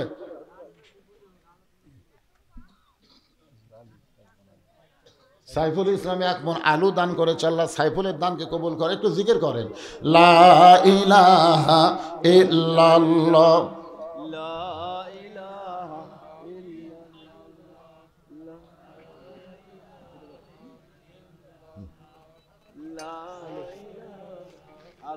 মোহব্বতে লা ইলাহা ইল্লাল্লাহ, লা ইলাহা ইল্লাল্লাহ মুহাম্মাদুর রাসূলুল্লাহ সাল্লাল্লাহু আলাইহি ওয়াসাল্লাম। আবু যর কবরের ভিতর থেকে আওয়াজ শোনার সঙ্গে সঙ্গে কোদাল ফাইলা দিয়া মারছে দৌড়। নির্দিষ্ট সময়ে হযরত আলী ফাতেমার ঘরের মধ্যে ঢুকে দেখে ফাতেমা 3 নম্বর ওসিয়ত করেছে, আমার জন্য কোনো খাটনির ব্যবস্থা করবেন না। আমি মরে যাওয়ার পরে আমার লাশটা কাঁধে নেওয়ার 4 জন মানুষ আমি ফাতেমা দুনিয়াতে দেখতে পাইলাম না। আমার বাবা যদি দুনিয়াতে জীবিত থাকতো, মরা মেয়ের লাশের খাটনি বাবা কাঁধে নিবার পারত, কিন্তু 6 মাস আগে আমার বাবা দুনিয়া থেকে বিদায় নিয়েছে।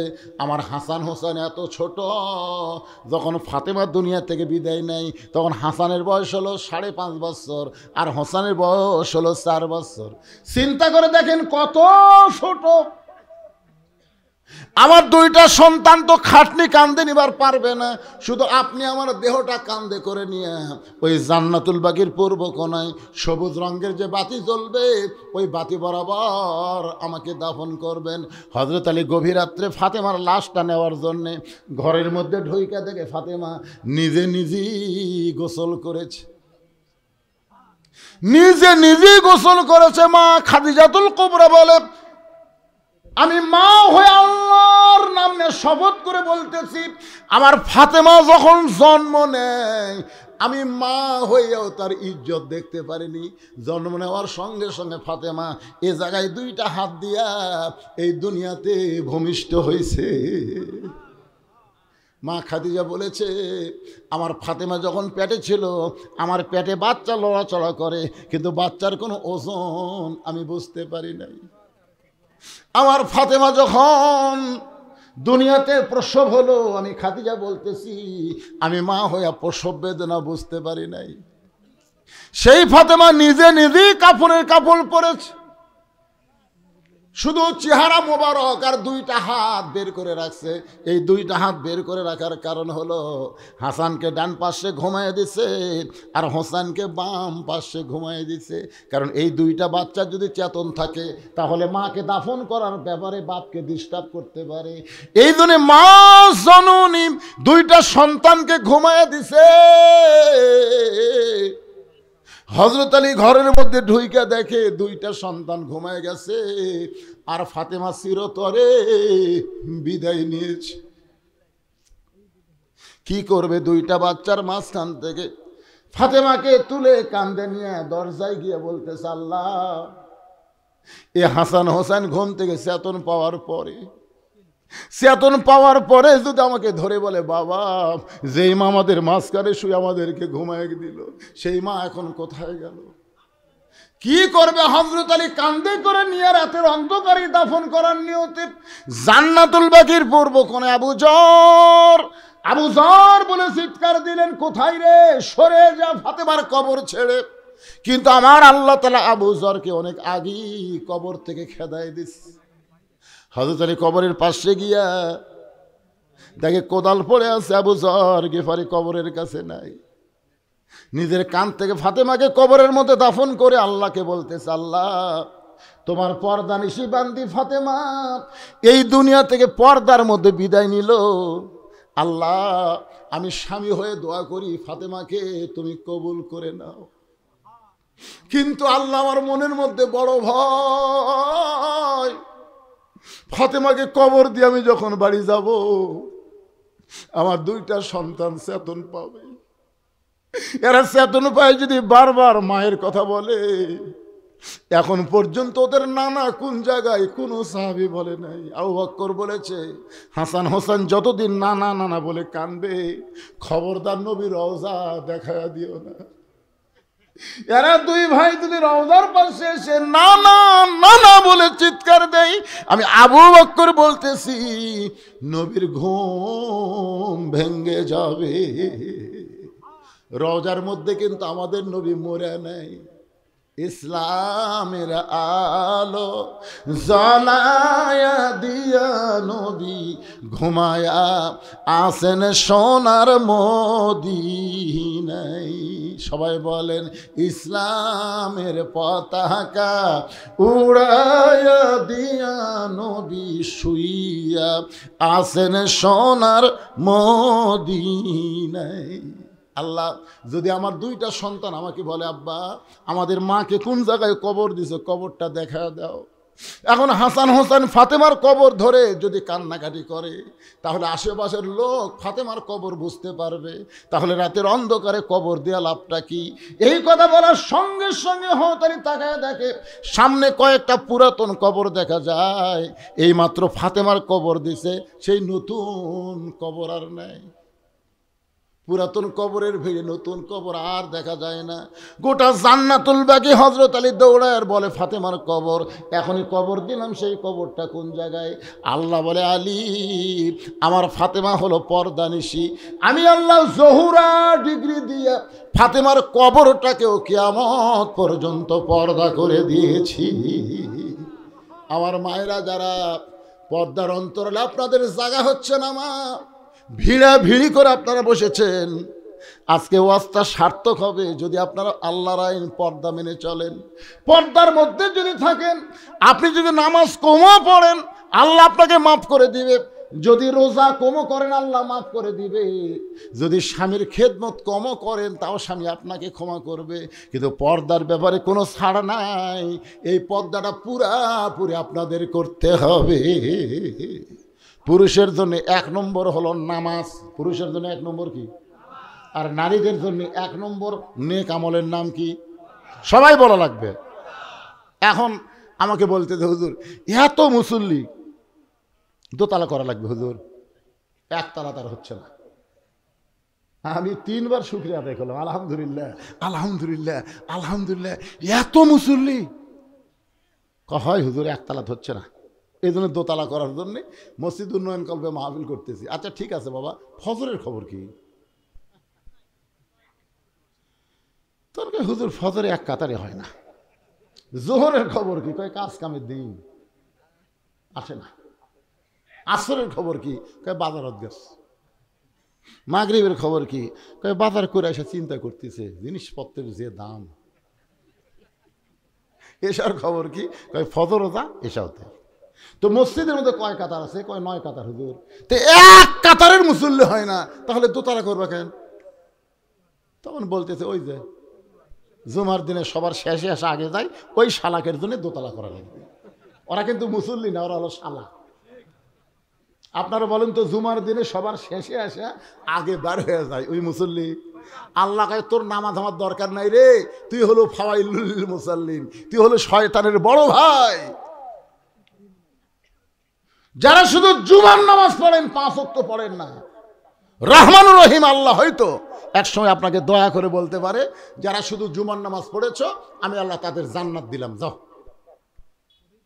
তোমার জুম্মা পাটি সেই খুশি হবে, যাক রে আল্লাহ আমাকে জান্নাত দিল। এক দৌড়ে জান্নাতের কাছে যায়, দেখবে জান্নাতের দরজা তালা।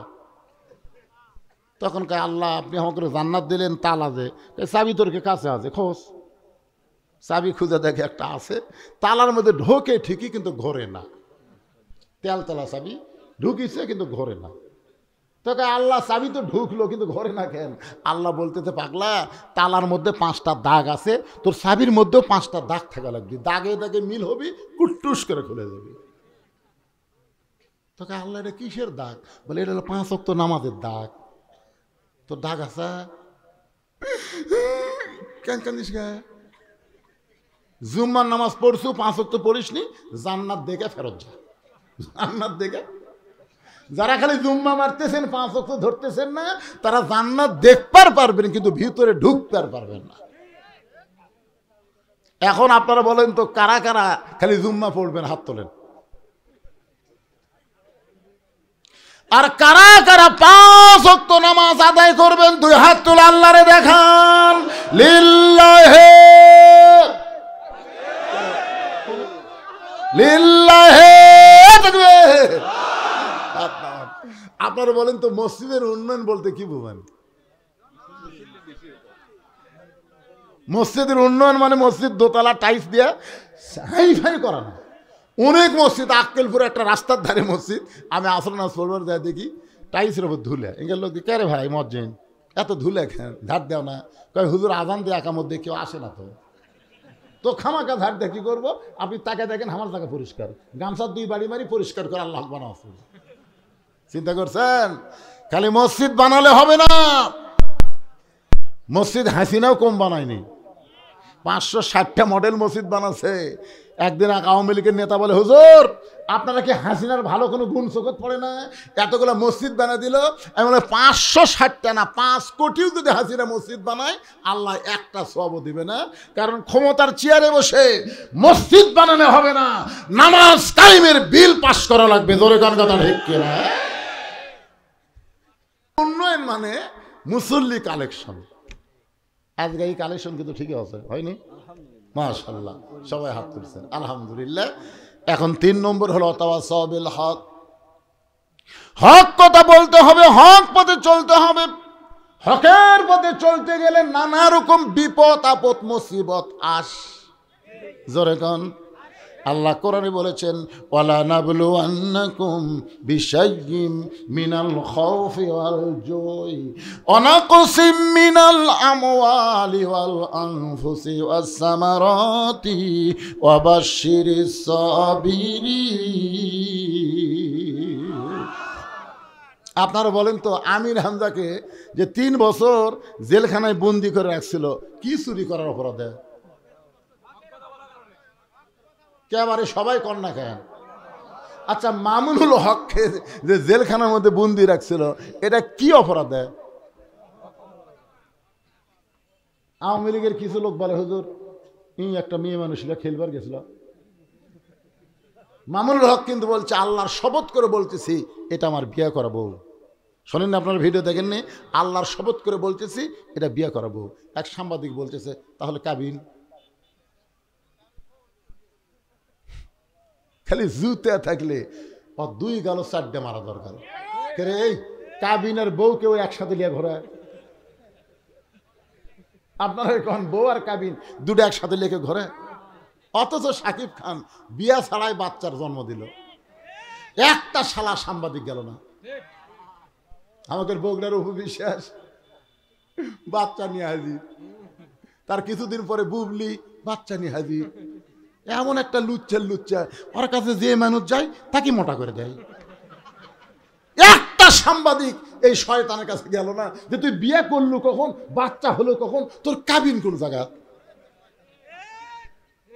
তার মানে বোঝা গেল মামুনুল হককে এরকম মেনে রিসোর্টে যাওয়ার কারণে গ্রেফতার করেনি, হক কথা বলার কারণে গ্রেফতার করেছে। ধরে কর কথা ঠিক না? ওরা মনে করছিল মামুনুল হক জেলখানার থেকে পঙ্গু করে বার করে দেবো। দেখেননি জেলখানা যাওয়ার পরে তাকে টেসারে করে নিয়ে যাচ্ছে, দেখেন আপনারা, হাঁটতে পারতেছে না, সিয়ারও ঠেলে নিয়ে যাচ্ছে। আহা, মনে করছিল এরকম মারধর দিয়ে ব্যাসাইজ করে বার করে দেবো আর হক কথা কবি না। আপনার কন্ত বার হয়ে আসে আগের চাইতে বাড়িছে না কমিছে? অথবা সাহেবের হক জীবন দিবে, মুসলমান জীবন দিতে পরোয়া করবে না, কিন্তু আল্লাহর কোরআনের জন্য, কোরআনের পক্ষে, হক পথে তারা সব সময় থাকবে। জোরে কোন কথা ঠিক কিনা? দরকার হলে আমরা জীবন দিব, কিন্তু আল্লাহর কোরআন এক মুহূর্তে আমরা ছাড়ব। অথবা সাহেবের হক, হক কথা বলতে হবে, হক পথে চলতে হবে। হক পথে চলতে গেলে অনেক সময় নানা ধরনের বিপদ আপদ মুসিবত আসবে। এই জন্য আল্লাহ বলেছেন ওয়াতাওয়াসাউ বিস-সবর। আপনারা বলেন তো, যে মেয়ের বিয়ে হয়েছে এখনো বাচ্চার মা হয়নি, আচ্ছা আপনারা বলতে পারেন যে মায়ের পায়ের তলে সন্তানের জান্নাত কেন? কোন তো কারণ কি? কি বলবো প্রসবের কথা, মা বিনে সেই ব্যথা কেউ তো বুঝিবে না। মাজন ঠেকিয়া সন্তানের দায়, অকালে মা মারা যায়, কেন সে মায়ের ভক্তি করো না। এমন দরদি ভবে কেউ হবে না আমার মা গো। এখন প্রসব বেদনা শুরু আছে। আমার বউরে কইলাম একদিন, আচ্ছা তোমাকে যে বাচ্চা হওয়ার সময় ব্যথা শুরু হয় এটা কোন দিক থেকে হয়? আমার কয় আপনি মরদ মানুষ, এটা শুনে করবেন কি? আমি বললাম পাগলা, আমি খালি মরদ করে আমি বক্তা লই। তখন বলতেছে শোনেন, আপনারা মনে করেন যে বাচ্চা নিজ দিক দিয়ে বাড়াবি, ওই দিকই মনে হয় ব্যথা হয়, আসলে তা হয় না। এই কোলজিঙ্কের খামচা ধরে তখন কষ্টের চোটে বলে মরে যাবো, বিষ খাবো, আত্মহত্যা কর্ম। মানে প্রথম হচ্ছে যে, এখনো হয়নি, এবার প্রথম হচ্ছে। বাংলাদেশে কোরআনের শাসন প্রথম আসতেছে। জোরে কোন কথা ঠিক কিনা? প্রথম যে মরে যাবো, বিষ খাবো, গলা ধরে দেবো, দাদি নানি দৌড়া যায়, যাই ধাক্কা দিয়ে ঘরের মধ্যে তোলাই, এই তোর পায়ের তলে সন্তানের জান্নাত এমনি। জোর করে বিছনা শুতে ঠান্ডা পানির মধ্যে নরম কাপড় চুপড়ে কপালত দেয়, দিয়ে কয় চিল্লাস না পা, চিল্লাস না, তুই চিল্লাচিল্লি করলে রাস্তাতে মানুষ যাবি আর কবি এটা কি মারে, চলে সময় খালি চিল্লাচিল্লি করা, তোর শরম নাই, ধৈর্য ধর, ধৈর্য ধর, বাতাস সবে সবর, ধৈর্য ধর। কানের মধ্যে তো চোখে মুখে চুমা খায়, ধৈর্য ধর, জোরে কান্দিস না রে, জোরে কানলে শুনবার পাবি পাগলি। কানবারও জোরে দিবি না, চিল্লাবারও দিবি না, নিজের কষ্ট নিজের মধ্যে লুকে থাকে, ধৈর্য ধর।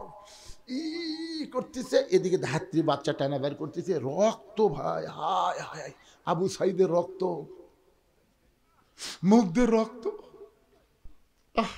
ইয়ামিনের রক্ত,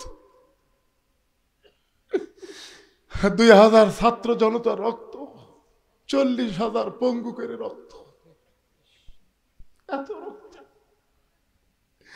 এত রক্তের পরে ধাত্রী টানা শুরু করেছে।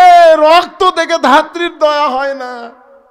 একসময় টেনে যখন বাচ্চা বের করলো, বাচ্চা মা মা বলে কাঁদতেছে। আমরা শুনতে পাই ম্যা ম্যা বলে কান্দে, ম্যা ম্যা নয় রে, মা মা বলে বাচ্চা কান্দে। এদিকে মা বেহুশ হয়ে গেছে। সন্তানকে গোসল করানোর পরে ওই সন্তানকে নিয়ে যখন মায়ের বুকে রাখে, সন্তানের পরশে মায়ের হুঁশ ফিরে আসে। মা তখন ডান হাত দিয়ে বাচ্চাকে মুখের কাছে নিয়ে জিহ্বা বের করে বাচ্চার মাথায় চুমা খায়, লবে চুমা খায়, মুখে চুমা খায়। দাদি নানি তিরস্কার করে বলে, এর জন্য গলার দড়ি দিবার চাইলি, এর জন্য বিষ খাবার চাইলি, এর জন্য আত্মহত্যা করবার চাইলি, একে লাত্তি মারা ফেলা দে, একে কেন আদর করিস? মা বলে, দাদি কষ্টের পরে যে এমন শান্তি এইটা আমি কখনোই বুঝতে পারি নাই। এই বাচ্চা কোলে পাওয়ার সাথে সাথে আমার সব কষ্ট ভুলে যায়। এত জীবন দেওয়ার পরে, এত রক্তের পরে এই বাংলাদেশ আগামীতে কলেমার পতাকা যখন পথ পথ করে উড়বে, সাইদি হত্যার কথা, নিজামীকে হত্যার কথা, মুজাহিদের হত্যার কথা, কামরুজ্জামানের হত্যার কথা, সালাউদ্দিন কাদের চৌধুরীর হত্যার কথা, কাদের মোল্লার হত্যার কথা মানুষ ভুলে যাবে। কলেমার পতাকা যখন পথ পথ করে উড়বে, আল্লাহ আল্লাহ, এই দৃশ্যটা আমাদের বাংলাদেশের মুসলমানকে দেখার তৌফিক দাও আল্লাহ। শুধু কোরআনের ওয়াজ শুনবো না আল্লাহ, আগামীতে আমরা কোরআনকে বাংলাদেশে মেনে চলবো। ধরে কোন কথা ঠিক কিনা? আল্লাহ এমন একটা পরিবেশ আমাদেরকে দেওয়া আল্লাহ। আল্লাহ সকলের চাওয়াকে আল্লাহ কবুল করো, জোরে করো আমিন। ফজরের নামাজ আমাদের জামাতে পড়তে হবে ভাইজান, এই জন্য তাফসির মাহফিল বেশি রাত না করাটাই ভালো। আমার একটু রাত বেশি হয়ে গেল, কি করবেন? ইস্তেগফার পড়েন, আস্তাগফিরুল্লাহ রব্বি মিন কুল্লি জামবি ওয়া তুবু ইলাইহি, আস্তাগফিরুল্লাহ রব্বি মিন কুল্লি জামবি ওয়া তুবু ইলাইহি, লা হাওলা ওয়ালা কুওয়াতা ইল্লা বিল্লাহিল আলী। এই মোনাজাতের কথা শুনে উঠতেছেন কেন? আশ্চর্য কথা রে বারে। আচ্ছা, আপনি যদি 5 মিনিট পরে যান অসুবিধা হবে? আপনি যে আগেই যাচ্ছেন মোটর সাইকেল নেওয়ার জন্য, কিন্তু রাস্তার মধ্যে যদি আপনাকে বাড়ি না দিয়ে হাসপাতালে যাওয়া লাগে, তখন কি হবে? নি মোনাজাতের পরে আমার লেখা একটা সুন্নাতের বাগান, অত্যন্ত গুরুত্বপূর্ণ একটা বই আছে আমার এতিমখানার সৌজন্যে। আমার একটা মাদ্রাসা এতিমখানা আছে, সে এতিম বাচ্চাদের জন্য বইটা আমি লিখছি। মাত্র 50 টাকা হাদিয়া। এই হাদিয়া হলো মাদ্রাসায় দান করা, বিনিময়ে বই নেওয়া। আপনার যে টাকাটা দিবেন, এই টাকা আমার মাদ্রাসায় দান করা হবে, বিনিময়ে একটা বই পাবেন। তাহলে 50 টাকা দানের সব, বিনিময়ে একটা বই পেলেন। একটা পয়সাও কোনোদিন আমাদের পেটে যায় না, সমস্ত টাকা এতিমদের পিছনে খরচ করা হয়। যদি কেউ পারেন মোনাজাতের পরে বইটা নেবেন ইনশাল্লাহ। আজকের মাহফিলের সম্মানিত সভাপতি সাহেবকে তার সমাপনী ভাষণের পরে ইনশাল্লাহ আমি আপনাদেরকে নিয়ে মোনাজাত করবো, আল্লাহ যদি তৌফিক দেয়। আলহামদুলিল্লাহি রাব্বিল আলামিন। এই চালু করে দাও। আলহামদুলিল্লাহি রাব্বিল আলামিন।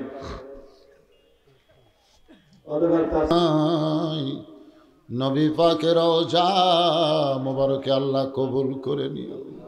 तमाम अंबिया किराम, আসহাবে কিরাম, উম্মাহাতুল মুমিনিন, শহীদ শহীদান, জান্নাতুল বাকি, জান্নাতুল মাওসহ পৃথিবীর যত গোরস্থানে যত মুর্দা শুয়ে আছে আল্লাহ সকলের আরওয়াহ পরে হাদিয়া কবুল করো। মাবুদ, আমরা যারা হাত তুলেছি, আমাদের জনম দুঃখিনী মা যাদের কবরে চলে গেছে, ছোট্ট একটা শব্দ হলো মা। এই নামের মধ্যে কি মধু, যাদের মা নাই তারাই বুঝতেছে। এই দরদি মা যাদের কবরে গেছে আল্লাহ আমি সহ, আমরা যারা মারা আল্লাহ তোমার দরবারে হাত তুলেছি, মেহেরবানি করে মায়ের কবরকে জান্নাতের টুকরা কবুল করো। বাবার বাড়িঘর সবই আছে, আমাদেরকে এতিম করে থিয়া আমাদের বাবা যাদের কবরে চলে গেছে আল্লাহ মেহেরবানি করে বাবার কবর জান্নাতের টুকরা কবুল করো। আমাদের দাদা দাদি, নানা নানি, আত্মীয় স্বজন, শ্বশুর শাশুড়ি যাদের কবরে গেছে আল্লাহ কবরবাসীদের মাফ করে দাও। আল্লাহ তোমার যেই যুবক বান্দারা কষ্ট করে মেহনত করে আজকের এত সুন্দর আয়োজন করেছে আল্লাহ তোমার মসজিদকে লক্ষ্য করে আল্লাহ তাদের সকলকে জান্নাতে কবুল করে এই যুবকগুলোকে 5 ওয়াক্ত নামাজি কবুল করে নাও। আল্লাহ আমার পর্দানিশী মায়ের আবেদা সালিহা পদ্মানিশী কবুল করে মা ফাতেমার চরিত্র দান করে দাও। আমি অসুস্থ, আমার মতো অসুস্থ অবস্থায় যারা হাত তুলেছে আল্লাহ সুস্থতার নিয়ামত দান করে দাও। মাবুদ, আজকের এই মাহফিলের সম্মানিত সভাপতি আল্লাহ যোগ্যতম আলেমে দ্বীন, আল্লাহ ইসলামী আন্দোলনের একজন নেতা, আল্লাহ আমার ভাইকে কোরআনের জন্য, ইসলামের জন্যে, ইসলামী আন্দোলনের জন্যে, এলাকার মানুষের জন্যে কবুল করে নাও। আজকের মাহফিলের সম্মানিত সহসভাপতি যারা, আল্লাহর সম্মানিত প্রধান অতিথি, আল্লাহ বিশেষ অতিথিবৃন্দ, আল্লাহ সকলকেই কবুল করো। আল্লাহ আমরা কে কোন দল করি সেটা বিষয় না, আমাদের বিষয়টা হলো আল্লাহর কোরআন অনুযায়ী আগামীতে আমরা চলতে চাই। আল্লাহ কবুল করো। আল্লাহ আমরা মিলেমিশে মহব্বতে সকলে মিলে কোরআনের পক্ষে আমরা কাজ করব। আল্লাহ এই তৌফিক আমাদেরকে দিয়ে দাও। আল্লাহ আয় আল্লাহ তাআলা, আমি গুনাহগার বলে দোয়া ফিরাই দিও না। এতগুলো মানুষের মধ্যে যার দুই কানা পছন্দ হয় সেই দুই হাতের ওসিলায় গোটা মাহফিলকে কবুল করো। আল্লাহ আমার মিডিয়া ভাইদেরকে আল্লাহ তুমি কবুল করো। আল্লাহ কত কষ্ট করে শীতের ভিতরে, এদের ঠিকমতো খাওয়া দাওয়া পর্যন্ত হয় না, শুধুমাত্র তোমার কোরআনকে প্রসার করার জন্য এরা কষ্ট করে। কত মানুষ এদেরকে গালি দেয়, তারপরে ওরা রাতের পর রাত, দিনের পর দিন আল্লাহ এই কোরআনের তাফসিরগুলো মানুষের বাড়ি বাড়ি পৌঁছে দেয়। আল্লাহ আমার মিডিয়া ভাইদের প্রতি তুমি খাস রহমত করো, এদের প্রতি বরকত নাজিল করো।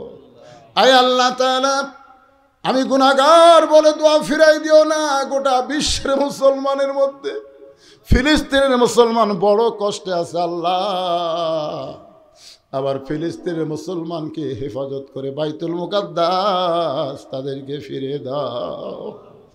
ইসরায়েল ইহুদি শয়তানকে আল্লাহ পৃথিবীর মানচিত্র থেকে ধ্বংস করে দাও। আয় আল্লাহ তাআলা, তুমি আমেরিকা পুড়াবার পারো, তুমি সবই পারো, তাহলে ফিলিস্তিনের মুসলমানকে তুমি কেন বাইতুল মুকাদ্দাস দিবা না? আল্লাহ দিয়ে দাও। সিরিয়ার মুসলমানকে তুমি মুক্ত করেছো, মিশরের মুসলমানকে মুক্ত করে দাও। আমাদের বাংলাদেশ নিয়ে ভারত যদি কোনো চক্রান্ত করে, গোটা ভারত ভাঙ্গা তুমি খান খান করে দাও। আমরা ভারতের বিরুদ্ধে না, কিন্তু ভারত আমাদের বিরুদ্ধে যদি কোনো ষড়যন্ত্র করে, সব ষড়যন্ত্র মোকাবেলা করার মতন ইমানি শক্তি বাংলার মুসলমানকে আল্লাহ দান করে দাও। কত মানুষের জানাজার নামাজ আমরা পড়েছি, এই দুই হাত দিয়ে কত কবরে আমরা মাটি দিয়েছি। একদিন আমরা সবাই মরে যাব। যেদিন আমাদের মৃত্যু হবে, দিনটা যেন জুমার দিন হয়, মাসটা যেন রমজান মাস হয়। ইমানের সাথে, ইজ্জতের সাথে এই দুনিয়া থেকে বিদায় নেওয়ার কালে আমাদের সকলের জবানে জারি করে দিও লা ইলাহা ইল্লাল্লাহু মুহাম্মাদুর রাসূলুল্লাহ সাল্লাল্লাহু আলাইহি সাল্লাম। আসসালামু আলাইকুম ওয়া রাহমাতুল্লাহি ওয়া বারাকাতুহু। যারা বই নেবেন টেজের উপর আছে, আপনারা নিয়ে যাবেন ইনশাআল্লাহ।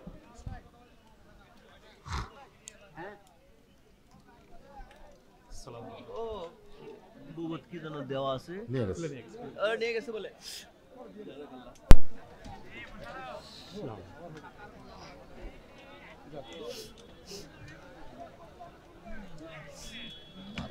আমার আব্বা রামশহর পীর সাহেবের খলিফা ছিলেন, আমরা রাষ্ট্রীয় একটা ইচ্ছাদের সব ভাই আগে ফজর আজমের চেষ্টা করা হয়েছিল আপনার সাথে, এই বছর ফাঁকা নাই শুনছিলাম। বইয়ে দিলে আছে, ওই বইয়ে লেখা আছে, হুজুরের বই দেওয়া আছে, 50 টাকা বই লাও ওখানে উপলক্ষে দেখে আসা যেতে এরকম বই। এখানে বই কোথায় বিক্রি করতেছে? পিছনে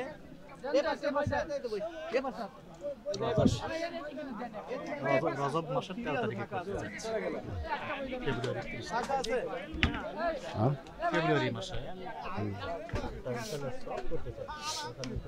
একটা বই দেবে, ভিড় করবে।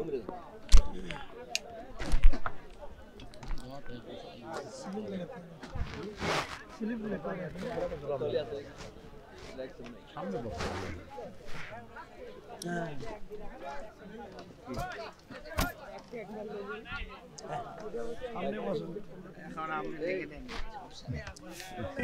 এটা কি এখন থেকে নিচ্ছেন না পরে?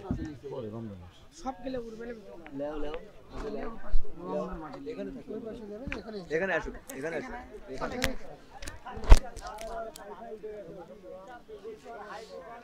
আসসালামু আলাইকুম। ভালো। এটা বৃষ্টি কি? বই? চলো চলো বই দাও তো।